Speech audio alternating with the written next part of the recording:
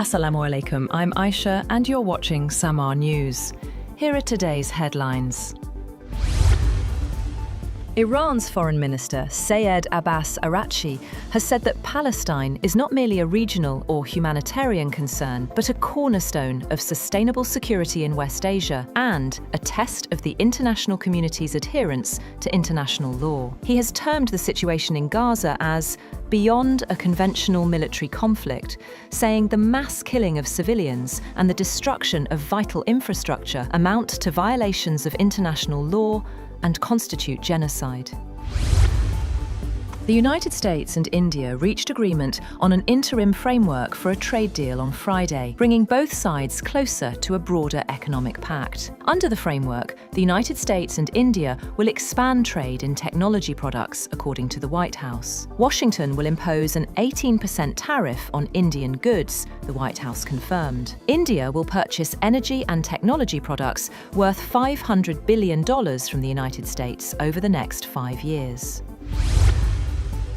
At least 32 people were killed and 169 injured after a powerful explosion ripped through an Imam Baga during Friday prayers in Islamabad. The blast struck Imam Baga Khadija Al-Kubra in the capital's Tarlai area, triggering panic as worshippers rushed to help the wounded. Police say it is too early to confirm the cause. Meanwhile, hospitals in the capital have declared emergencies as rescue operations continue.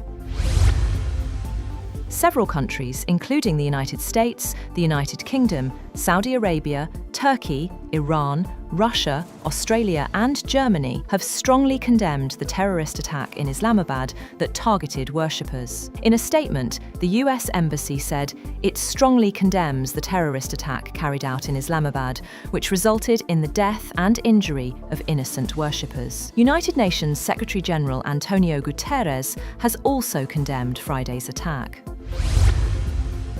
US President Donald Trump has ruled out extending the New START nuclear arms treaty with Russia, calling instead for a new and modernized agreement. In a social media post issued as the treaty expired, Trump said New START was badly negotiated and accused Russia of violations. He said US nuclear experts should work on a fresh deal, warning that a better treaty is needed to manage future nuclear risks.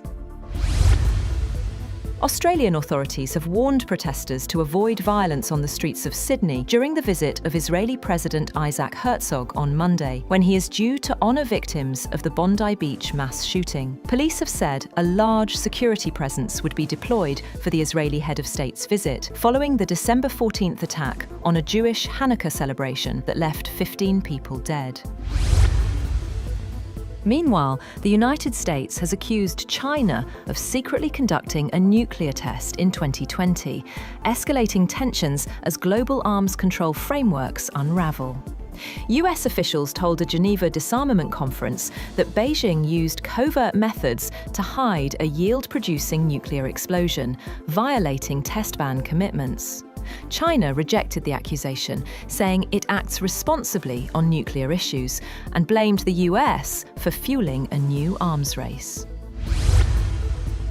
Iran says indirect nuclear talks with the United States in Oman were a good start, with both sides agreeing to continue negotiations. Foreign Minister Abbas Araghchi said discussions were limited strictly to nuclear issues, with no talks on missiles or regional matters. The talks were mediated by Oman, as Iranian and US delegations did not meet face-to-face amid heightened regional tensions. On the other hand, Oman's Foreign Minister, Seyed al-Busaidi, said the talks were very serious, with both sides agreeing to reconvene after consultations. Basant celebrations in Lahore entered their second day on Saturday. As evening fell, rooftops across the walled city lit up, with residents marking the festival in large numbers. The inner city presented a festive scene, as illuminated rooftops hosted barbecue gatherings, while kite flying continued alongside the celebrations. However, Punjab Chief Minister Maryam Nawaz on Friday cancelled all Basant-related engagements following a suicide blast at an Imam Baga in Islamabad.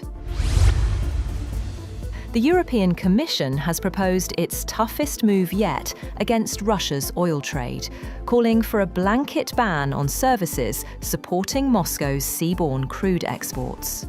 The plan would bar Western tankers and shipping services from carrying Russian oil, hitting supplies mainly bound for India and China, and going far beyond the existing G7 price cap aimed at cutting Kremlin war revenues.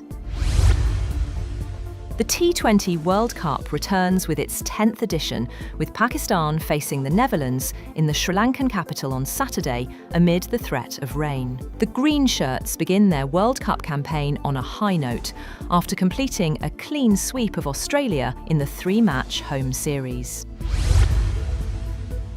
And Turkey is preparing sweeping restrictions on social media use by minors, with a parliamentary report calling for age verification, content filtering, and possible bans for children under 16. President Tayyip Erdogan's ruling party is expected to submit a draft law soon, citing concerns over child safety and digital addiction. If passed, the measures would place Turkey among a growing number of countries tightening controls on minors' online access. That's all for now. For more updates, visit www.samaa.tv. Thank you for watching Samaa News.